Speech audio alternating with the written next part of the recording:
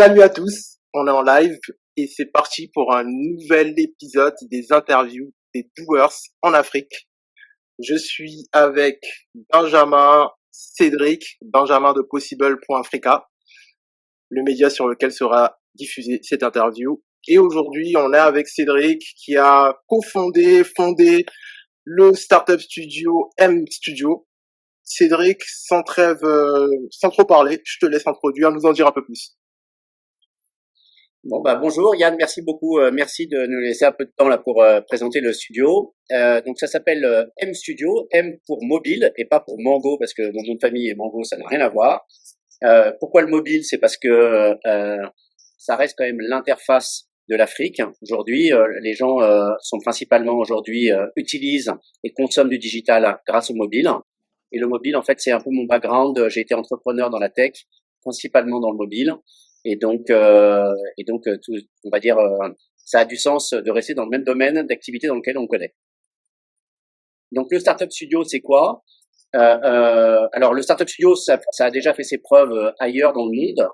Je prendrais peut-être l'exemple de eFounder en Europe, Thibaut Hézières qui a cofondé eFounder, qui aujourd'hui s'appelle Exa. Est une belle réussite de Startup Studio. Il y en a d'autres comme Builders en Hollande, PSL à Seattle, il y a Enhance dans le Moyen-Orient. Le concept est assez simple. On met une core team, des équipes de spécialistes qui sont spécialisées autour des startups pour accompagner les entrepreneurs à monter des sociétés et à les accompagner pendant en général une période de 18 mois, 18-24 mois, pour les accompagner, les structurer pour qu'ils aient une discipline et une structuration qui leur permettent d'arriver devant des fonds d'investissement pour faire un seed ou une série A avec des valorisations qui tiennent la route. Très clair, très clair. Il y a une question qui me vient comme ça à l'esprit, c'est pourquoi l'Afrique, pourquoi la Côte d'Ivoire et raconte-nous un peu. Alors moi, la Côte d'Ivoire, c'est un lien un peu personnel. Mon épouse est ivoirienne et donc ma belle famille est basée en Côte d'Ivoire depuis longtemps et donc moi j'y allais régulièrement, on va dire plus pour les vacances. Et il y a quelques années, j'ai été piqué par le côté par cette Afrique francophone subsaharienne parce que je trouve qu'il y a une énergie extraordinaire, les gens sont heureux, tout est possible. Et je trouve que quand on voit la morosité de l'Europe, on se demande pourquoi il n'y a pas plus de gens qui sont là-bas. C'est une bonne question, toi. Benjamin, je sais que toi, si tu as le virus du continent, est-ce que tu veux rebondir là-dessus? Des petites questions, n'hésite pas. D'accord, super. Je vais pas présenter mon amour pour l'Afrique parce que tout le monde le connaît depuis longtemps, mais en tout cas, super initiative, Cédric, et puis on est ravis d'en savoir un peu plus. Peut-être en termes de métriques, nous dire combien de projets vous accompagnez, vos tickets moyens, voilà, quelques chiffres à partager. Bien sûr, alors quelques chiffres. Donc nous, on a pour objectif d'investir à peu près 6 millions d'euros sur les 4 prochaines années dans des startups. Okay. Le concept du M Studio, c'est de regarder des projets qui ont bien marché, des business models qui ont déjà bien marché en Afrique anglophone et les dupliquer en Afrique francophone. C'est vraiment ça notre objectif. On cherche à dérisquer, comme j'étais tout à l'heure avec l'équipe, la core team, on cherche à dérisquer le lancement d'une startup. Ça passe par des équipes, ça se passe aussi par l'idée. Donc en fait, on a tendance à regarder et à s'inspirer d'idées qui existent déjà en Afrique anglophone ou dans les pays qui sont en développement comme l'Indonésie, comme l'Inde, pas un peu la Chine mais peu, mais aussi tout ce qui est Amérique du Sud. Et donc on copie des projets qui sont intéressants et qui ont déjà prouvé un modèle économique efficace. Donc on cherche à en copier 400 pour rentrer dans les chiffres. On regarde 400 projets qui ont levé au moins 1 million d'euros en Afrique anglophone. On les analyse pour en tirer à peu près 45 trends, 45 sociétés qui vont émerger. On va dire tiens, ce sujet-là est intéressant, ce sujet-là est intéressant. En général, on ne copie pas une start-up, mais 2, 3, 4, 5 sociétés qui en fait font le même métier. Donc ça, c'est 45. On souhaite en lancer sur les 45, 30 en entrepreneur in residence. Donc pendant une période de 3 mois où il y a 2 cofondateurs qui travaillent sur le projet. De ces 30 sur les 3 prochaines années, on veut qu'il y en ait 18 qui aient lancé un pré-seed. Donc le pré-seed, c'est après un investment committee au sein du startup studio et à côté avec un sidecar fund qui investit à côté du startup studio, avoir la possibilité nous on investit 500 000 euros en sweat equity, il y a 250 000 euros qui sont investis à côté en pré-seed pour accompagner la startup dans sa période de pré-seed à seed.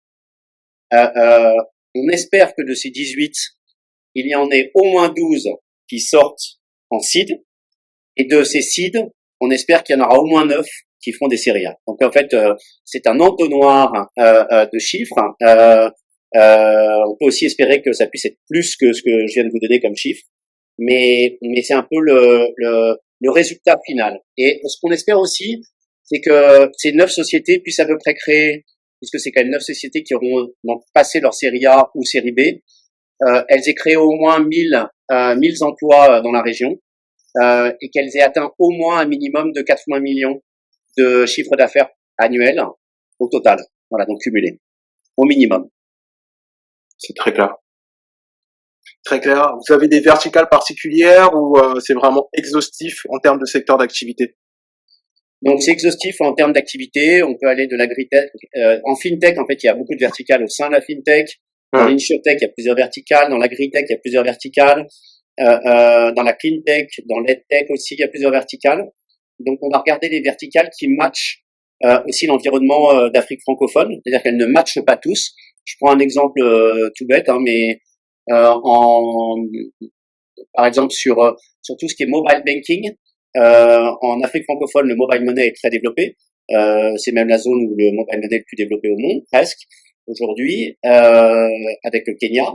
Et donc tous les startups qui tournent autour du mobile banking, donc c'est-à-dire autour de la carte bleue, les cartes prépayées en général, ça il y en a pas beaucoup à faire sur l'Afrique francophone puisque le taux de pénétration des cartes prépayées est encore assez faible. Alors on a la startup Jamo en Côte d'Ivoire qui avance pour essayer de changer la donne, mais on va dire le marché est encore et l'écosystème est encore en devenir.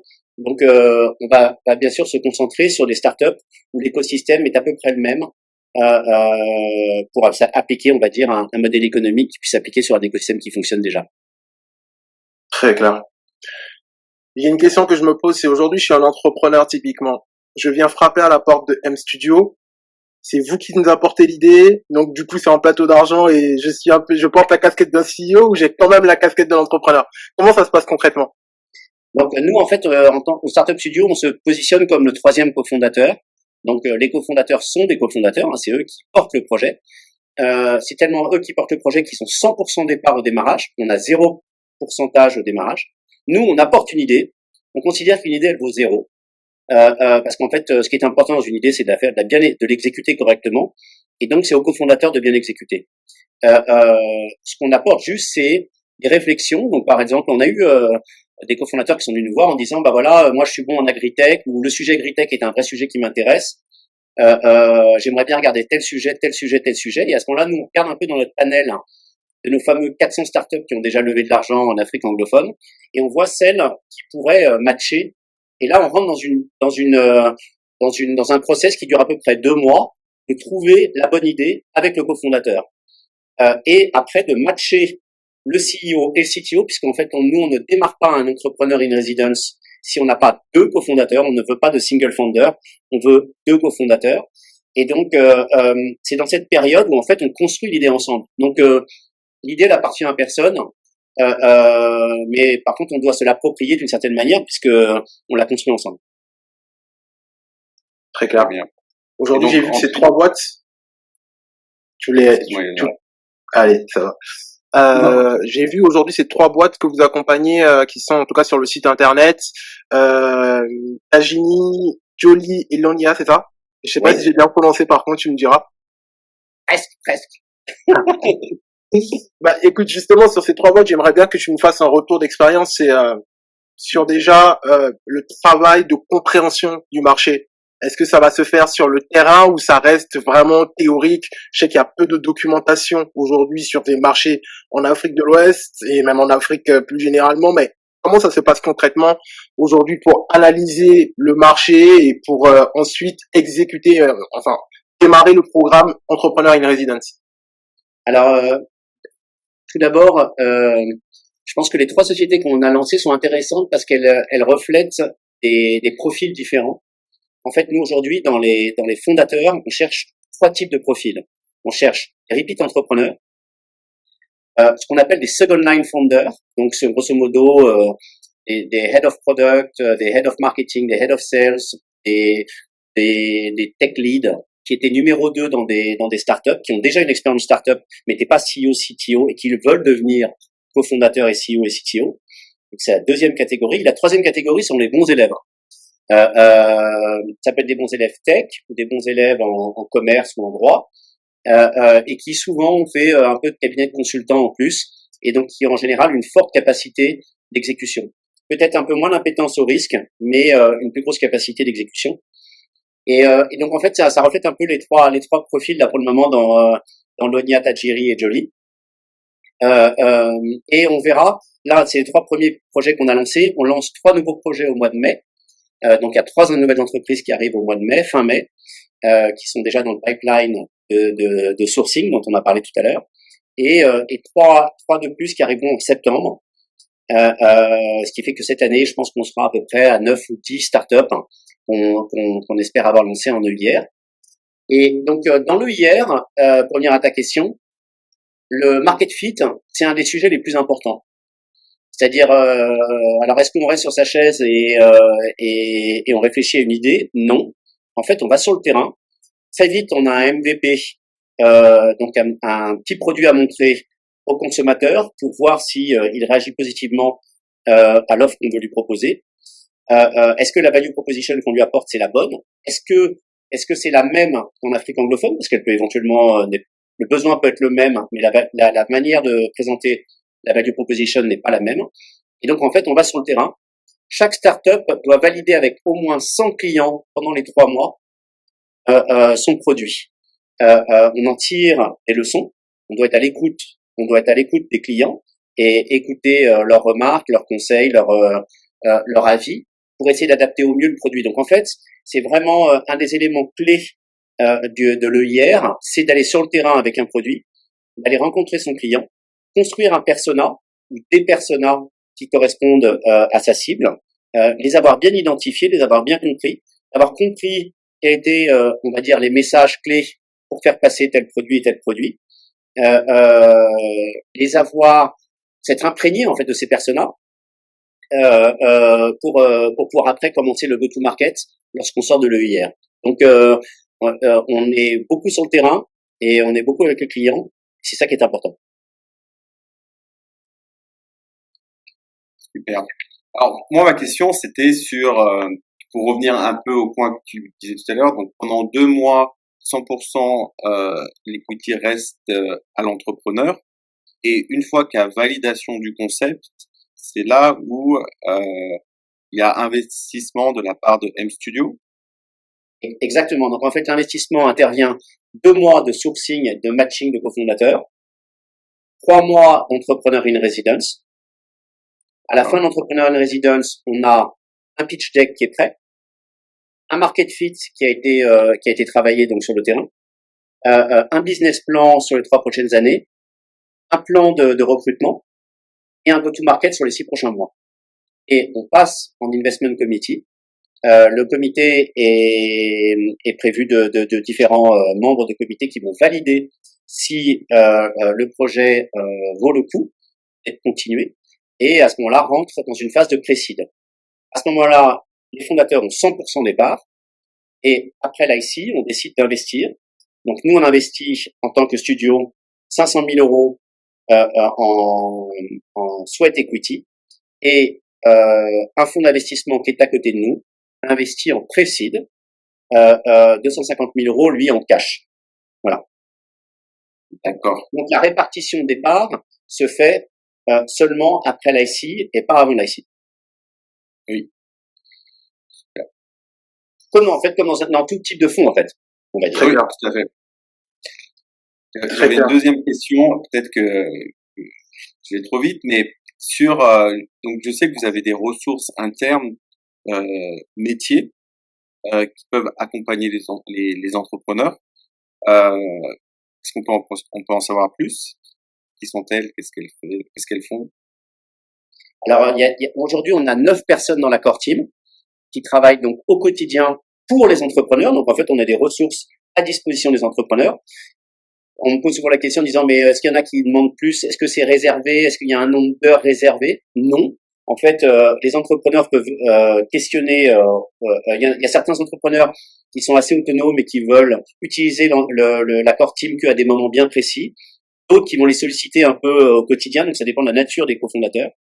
Mais donc, il y a 9 personnes qui sont dédiées aux entrepreneurs. Une personne en go-to-market, qui est Leslie, qui est ma cofondatrice, qui est la COO du Startup Studio, qui a toute une expérience en go-to-market avec Wave, celle qui a lancé les différents pays de Wave au-delà du Sénégal, et puis après qui s'occupait du gros. On a une personne en UI UX, très important pour avoir des MVP et une expérience utilisateur qui soit la bonne avec qui soit bien spécifique à chaque persona. On a une personne en corporate finance qui va s'occuper de tout ce qui est finance, structuration du business plan. On a une personne en sourcing, donc qui va aider à travailler, à vraiment étudier au maximum le modèle économique qui a été éprouvé dans un autre pays, pouvoir l'analyser au plus proche. Donc, il va travailler sur la strat avec la startup. On a quelqu'un en marketing, parce qu'en fait, il y a un moment, il faut faire du marketing. C'est souvent du direct marketing, donc c'est souvent du marketing qui est très orienté vente, très héroïste, on va dire. Donc ça, c'est une personne qui est en cours d'arriver au studio, qui est pas encore arrivée, qui doit nous rejoindre, qui arrive de l'Europe. HR, très important. Donc en fait, savoir recruter correctement. Souvent, les startups ne recrutent pas correctement. Elles prennent un peu par opportunité, un peu parce que le timing est trop court à chaque fois. Prendre des personnes qui sont pas forcément les meilleures personnes pour répondre aux besoins de la startup. Donc ça, c'est important d'avoir ça aussi. Et puis après, il y a aussi tout ce qui est produit. Donc ça, c'est l'architecture produit. Avoir la bonne architecture technique, les bons process en place pour pouvoir délivrer des builds de manière régulière. Et donc ça, c'est la partie tech et produit qui l'accompagne. En fait, tous les gens de la core team sont des gens en fait que moi j'aurais aimé avoir en tant qu'entrepreneur. Et ce sont des gens que, grosso modo, une startup ne peut pas se payer. Parce que un profil comme ça coûte trop cher pour une startup. Par contre, le fait de les mutualiser sur un nombre de ressources limitées leur permet de bénéficier vraiment donc de cette expérience.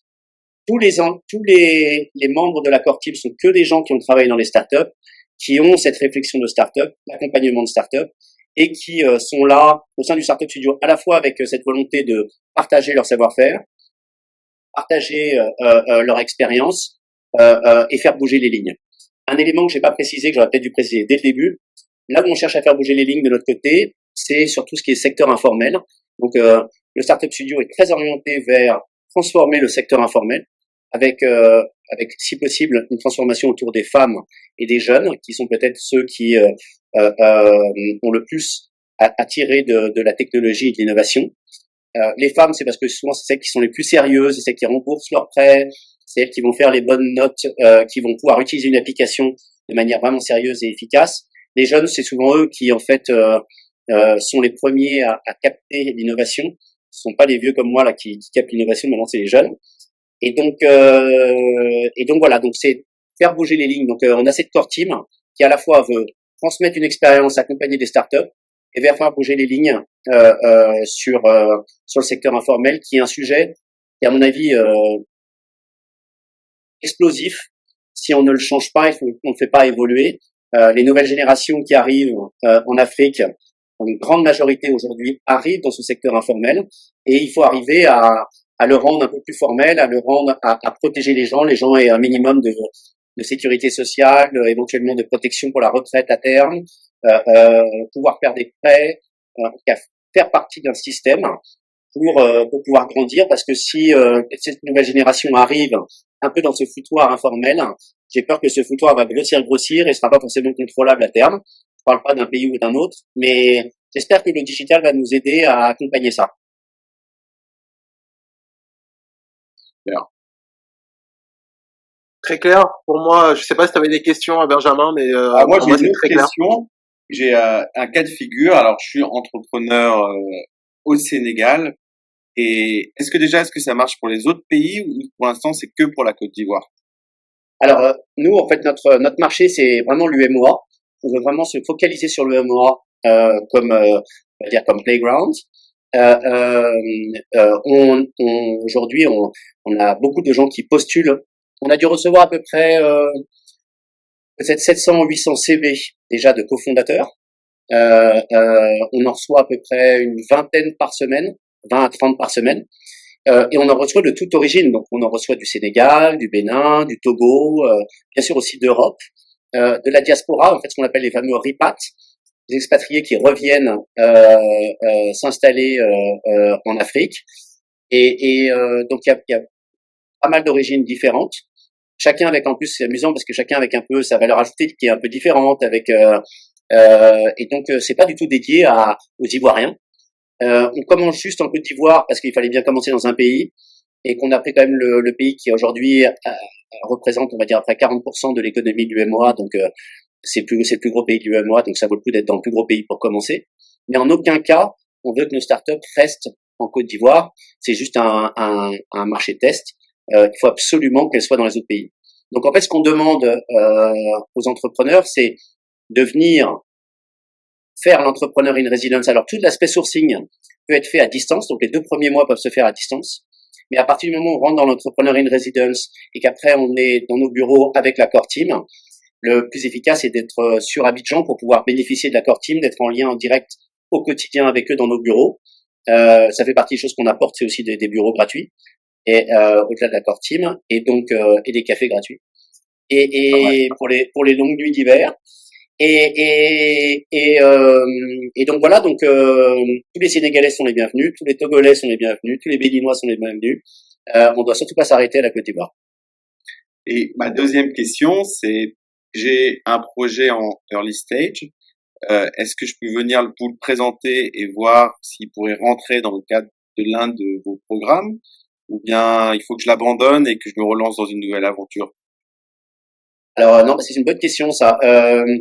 En fait, on peut très bien venir avec un projet early stage. Si il match un peu notre agenda, qui est le secteur informel, et match une des idées que on screen, on peut tout à fait envisager de prendre le projet comme il est en early stage. La seule chose qu'on demande en fait, c'est qu'il n'y ait pas déjà d'actionnaires qui soient rentrés ou de gens qui soient rentrés, qui veut dire qu'il y ait une cap table qui soit pas déjà un peu émiettée. Pourquoi? Parce que un de nos engagements forts dans le studio, c'est le fait que les fondateurs aient la majorité des parts quand ils sortent du studio. C'est un engagement qu'on prend. C'est très important parce que on ne peut pas lever de l'argent auprès d'investisseurs institutionnels de qualité si on n'a pas la majorité des parts, parce qu'en fait les fondateurs, les investisseurs veulent que les fondateurs aient, comme ils disent, du skin in the game, qu'ils aient suffisamment de parts dans la boîte. Et si on part avec une structure qui est déjà très déstructurée parce que il y a un cofondateur qui a 30%, mais il travaille plus dans la boîte et puis il travaillera pas dedans dans le futur. Il faut que toutes les parts de la société soient allouées aux cofondateurs. Ça, c'est la seule chose qu'on demande. Maintenant, un projet qui est en early stage et qui souhaite être structuré et accompagné, on est prêt à regarder le sujet. Super. Ça a même un avantage, c'est qu'à ce moment-là, souvent, il y a déjà les 2 cofondateurs qui sont prêts ensemble. Et donc, dans les 2 premiers mois, on fait sourcing et matching des cofondateurs. Bah, on économise un peu de temps sur ce sujet-là. Super. Ça rejoint un peu une question que j'allais te poser, c'est justement aujourd'hui sur les équipes et les CV que vous avez pu recevoir. Est-ce qu'il y a un profil qui fait plus défaut que l'autre? Généralement, par exemple, on dit que ça peut être difficile de trouver le CTO. Est-ce que c'est quelque chose que tu observes aussi dans les CV que tu as pu recevoir? Et plus généralement, par rapport à la sélection des entrepreneurs que vous accompagnez aujourd'hui, parce que 700 CV c'est énorme, une vingtaine par semaine c'est beaucoup. Comment vous vous organisez? C'est tout un process. Aujourd'hui, c'est Leslie qui le faisait, ma cofondatrice qui le faisait. Maintenant, on a la responsable des RH qui est en train d'arriver, qui va prendre la main là-dessus. Le meilleur moyen, en fait, nous aujourd'hui, on a deux manières. On a du l'inbound, en fait, des gens qui vont sur notre site internet et qui postulent sur notre site internet. C'est une grande majorité et on demande en fait qu'ils passent par ce process-là pour que on puisse itérer. On leur répond en général dans les 24-48 heures. Si ça marche bien, ils font un business case. Si on pense qu'il y a un fit avec le studio, ils font un business case, ils nous présentent un business case, ils ont une dizaine de jours pour nous faire un business case. Si le business case marche, là on a deux types de tests. Après on a un test technique si c'est un CTO. Pour le CEO, il y a un peu plus de questionnement sur l'aspect modèle économique et après derrière on fait du matching. C'est vrai, tu posais la question des CTO, je pense que on reçoit plus de CEO que de CTO.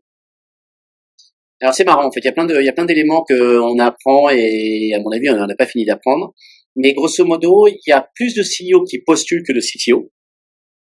Mais le taux de chute des CEO est supérieur aux CTO. C'est-à-dire que les CTO, je pense que quand ils postulent, c'est plus clair dans leur tête. En fait, je pense que le CTO a un côté plus rationnel, un peu plus structuré que le CEO fondateur. Et donc, il part pas à l'aventure comme ça. Sa réflexion est un petit peu plus mature, un peu plus engagée quand il s'engage. Et donc, en fait, le taux, on va dire, entre notre réception et le nombre de CTO à la fin est supérieur. Donc, on a un taux supérieur, on a un ratio qui est supérieur sur les CTO que sur les CEO. Maintenant, c'est aussi difficile de trouver un CEO qu'un CTO parce que on est dans un cas là, par exemple, où on a un CTO, il nous manque un CEO sur un des projets. Et en fait, c'est aussi difficile que de trouver un CTO dans l'autre sens. Donc, je pense que l'un ne va pas sans l'autre.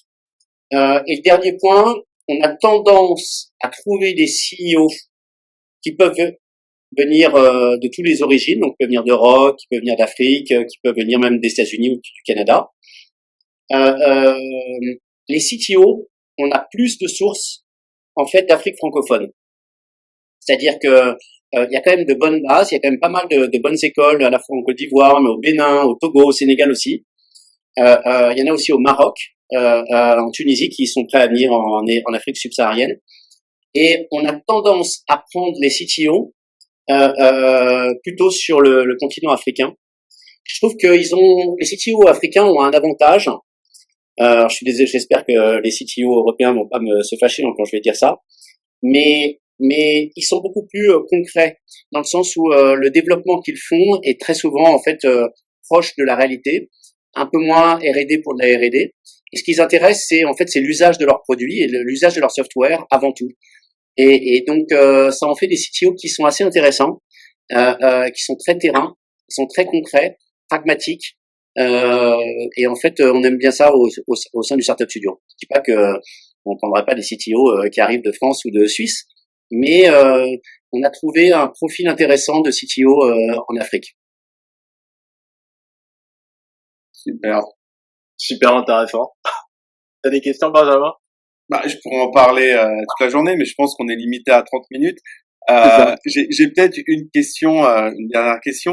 Tu parlais d'un projet où vous recherchez un CEO en ce moment. Juste pour illustrer un peu le propos, est-ce que tu peux nous en dire plus sur ce projet ou c'est confidentiel? Bien sûr, bien sûr. Non, pas du tout, du tout. Donc, sur le CEO qu'on cherche, en fait, c'est sur le troisième projet. On a trois projets, Lonia, Tajiri et Jolie. Et c'est sur le projet Lonia que l'on a perdu le CEO. Le CEO d'avant avait une start-up. Il devait la vendre pour rejoindre le projet Lonia. Et puis, en fait, la structure a pas pu se vendre comme il voulait. Et donc, il était obligé de repartir en arrière pour protéger les employés qui étaient dans la société qu'il avait avant. Et donc, on s'est retrouvé sans CEO. On a trouvé un CTO qui était accrocheur et qui voulait continuer l'aventure. Et donc, aujourd'hui, on a dû rencontrer une bonne trentaine, une quarantaine de CEO sur le sujet de Lonia. Lonia, c'est de l'EdTech. C'est apporter du contenu de qualité certifiant pour faire des formations à partir du mobile en Afrique francophone. C'est sur un modèle économique du type Emeritus, Get Smarter, To You, en tout cas différentes grandes plateformes qui existent déjà en Afrique anglophone et qui distribuent des cours anglais. En fait, l'idée c'est de faire la même chose avec des contenus français, avec des origines d'universités et d'écoles françaises ou canadiennes, ou même belges ou suisses. Donc c'est un beau projet. C'est un projet qui, à mon avis, est vraiment intéressant parce que il répond à un vrai besoin. L'Afrique francophone ne va pas se former avec des contenus anglais. Et souvent, ils sont pas applicables dans leur pays non plus. La notion de certification est très importante puisqu'en fait, ce qu'il faut, c'est aussi que quand on fasse une formation, c'est qu'elle soit certifiante, donc qu'elle puisse être remboursée par l'État, qu'elle puisse être valorisée par une société. Donc ça, c'est très important aussi. Et donc, on cherche un CEO pour ce poste-là. Alors, on a peut-être trouvé, là, on est là sur les derniers, là, on en a 2-3 qui nous semblent être les bonnes personnes. On note à chaque interview, on note les CEO et les CTO sur une note sur 10. On a une grille avec des critères. Et dernièrement, on en a plusieurs qui étaient à 7 sur 10, 8 sur 10. Donc, je pense qu'on n'est pas loin de trouver la perle rare. D'accord. Mais s'il y en a un qui est intéressé en voyant notre vidéo à postuler sur tout ce qui est tech, il est bien sûr le bienvenu. Carrément, et puis on va mettre d'ailleurs les liens pour pouvoir postuler parce que j'ai vu que vous recrutez énormément, que ce soit pour le studio, pour les boîtes, des cofondateurs, donc comme j'expliquais, on a pour ambition de recruter à peu près 1000 personnes en tout, donc sur les 9 sociétés qui seront en Série A, donc ça fait du monde et donc il faut commencer dès maintenant. C'est clair. C'est clair, on arrive à la fin de l'interview. Je sais pas si déjà il y a des choses que tu voulais rajouter dont on n'a pas eu le temps de parler, ou pas du tout. Non, moi d'abord merci beaucoup de m'avoir laissé la parole et d'avoir discuté et présenté un petit peu le M Studio. Moi je suis très heureux de faire ce projet en Afrique. Mon message c'est vous voulez entreprendre, venez entreprendre en Afrique. Il y a tellement d'opportunités, tellement de belles choses à faire, c'est tellement positif que c'est dommage de rater ça plutôt que de rester dans une banlieue à Paris, dans un petit appartement. Et ben venez vivre la vie en Afrique et venez la tenter. Il y a de belles opportunités, il y a une démographie qui est croissante, tout est possible et donc on est là nous pour accueillir toute cette diaspora qui aurait envie de rentrer, les accueillir en Afrique francophone et leur donner une possibilité de rentrer avec des moyens. Donc voilà, on est là pour accueillir toutes les bonnes volontés qui veulent faire changer et transformer le secteur informel en Afrique francophone. Il y a de belles choses. Je pense que le message est passé et il va être entendu, j'en suis sûr, par notre audience. Je pense que tu as un peu répondu à la dernière question, hein, tu as trop anticipé. La dernière question, c'était tout simplement pour toi, c'est quoi possible? Qu'est-ce que ça t'évoque, possible.africa ou possible.africa? Je te laisse du coup nous en dire un peu plus là-dessus, même si je pense que tu as... Non, mais en fait, j'avais un petit peu... Oui, en tout cas, qu'est-ce que je peux dire?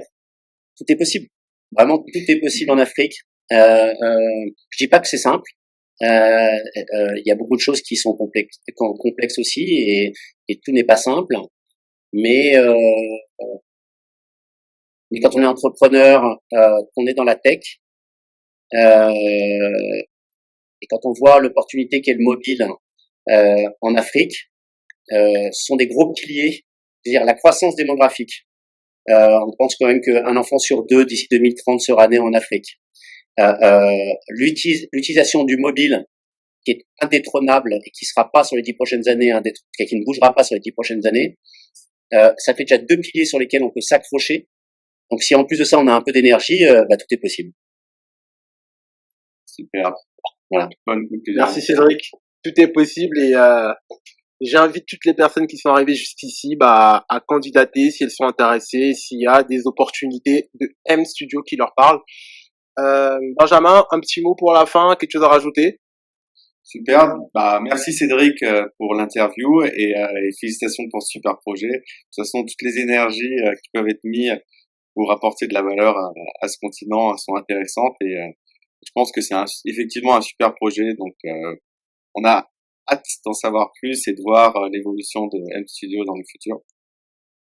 Et on va partager tout ça sur possible, à la fois sur le blog, sur YouTube. J'espère qu'on aura l'occasion d'interviewer tous les cofondateurs que vous avez déjà et ceux qui arriveront. Et à très vite pour ceux qui nous suivent. Au revoir. Merci à vous deux. Merci à vous deux.